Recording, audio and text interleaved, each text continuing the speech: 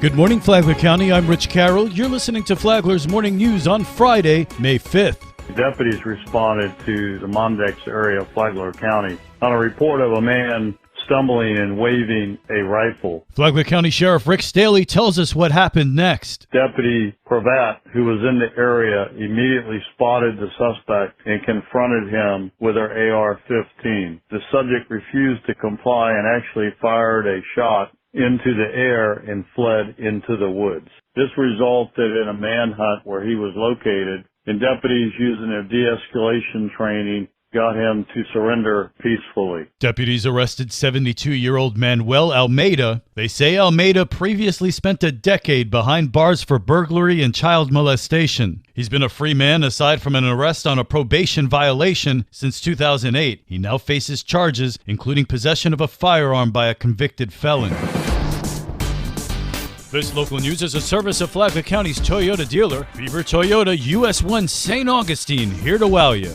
I stand for you today with a vision of a world where every backyard has a flock of chickens. That's Josh Fabian with the Palm Coast Chicken Alliance. The organization is advocating that all residents of Palm Coast be permitted to raise chickens in their yards. I have a dream that one day we'll be able to enjoy the clucking of happy hens in our own backyards. We must not chicken out on this issue. For too long, we have been cooped up in our conventional ways of thinking, denying ourselves the simple pleasures of keeping backyard chickens. And now it's time to spread our wings and embrace a new way of life. Following that colorful pun-filled presentation, Councilman Nick Kloufis wanted them to know he's got jokes. I wanted to let the chicken people know that I did order a chicken and an egg off of Amazon, so I'll let you guys know.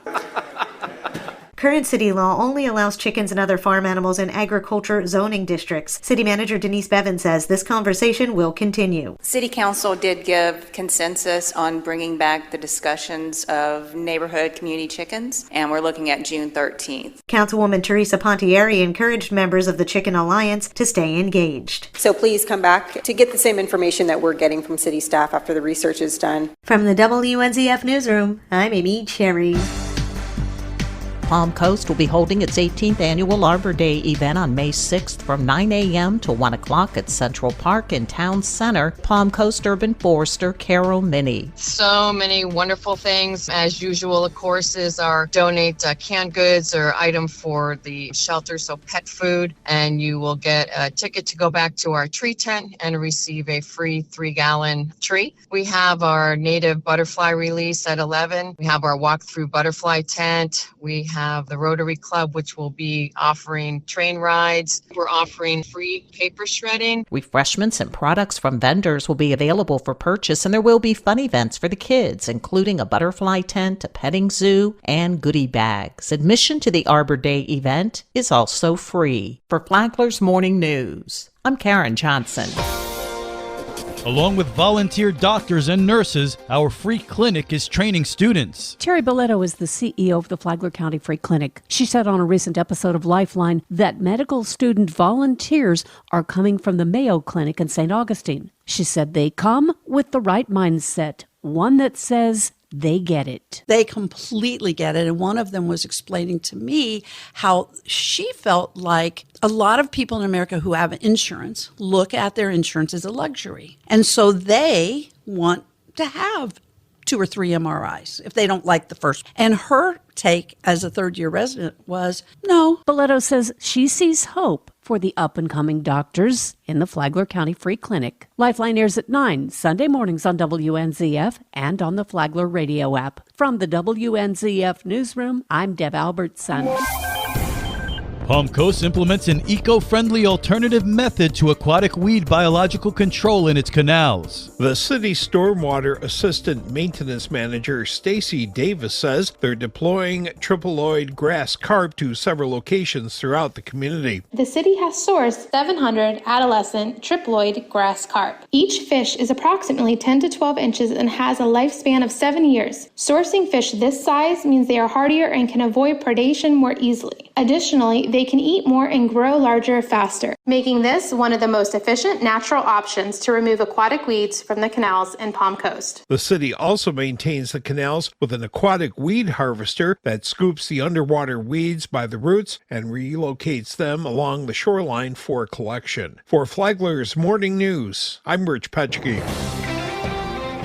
The weekend is here and there's plenty of family fun to be had in Flagler County. This is Stacy with Fun for Augie Kids. Tonight, marvel at the spectacular view of the moon rising over the Atlantic Ocean from the Gamble Rogers Moonrise at the Beach event. You will learn fun and interesting facts about the moon and our coastal ecosystem. Bring binoculars and a camera for photo opportunities. Join in the fun at the Flagler Beach First Friday event. Gloria's the band, and the Imagine School Dancers will also be performing. There will be food, games, vendors, bounce houses, and Dacona Ice of Flagler County Brain Freeze Contest. For more on these events and others, please visit us on our website at fun4augiekids.com. Have a great weekend. And now you're up to date on Flagler's Morning News. I'm Rich Carroll. And now, Mike Licio with your WNZF local sports update. Spring practice is in full swing in Football County. Monday it was FPC's turn. New head coach Daniel Fish had to hit the ground running. It's been chaotic, trying to cram everything into about a 3-week span, but we were able to do a pretty good job with that and accomplish a lot of good things, make sure that everyone was informed about everything we had going on. The Bulldogs traveled to Jacksonville Riverside for their spring game May 25th. Tuesday, a signing ceremony was held at FPC as soccer player Emma Swearingen committed to Florida Tech. Academics were priority one for Emma. Florida Tech is a really good school and they have a really good aviation program, so that's one of the reasons why I decided to go there. The coaches have been very nice to me and welcoming. I'm really looking forward to working with them. Softball districts this week, both schools fell in the semifinals. Matanzas 7-0 to Mainland, FPC 1-0 to Westport. The Bulldogs will find out this weekend if they've earned an at-large playoff bid. Baseball districts, Matanzas was eliminated Tuesday by Pine Ridge 4-0 in the semifinals. FPC played for a district championship last night. Case and Nobles had 4 RBI, including a 3-run double and a 6-run six. The Bulldogs got 3 more in the 7th, including a 2-run triple from Braden Stewart. Bulldogs win 9-0 thanks to 6 shutout innings from Tristan Miller. Feels great because we haven't been here in 7 years. I just want to do it for my team. In Miller's eyes, it was a team win.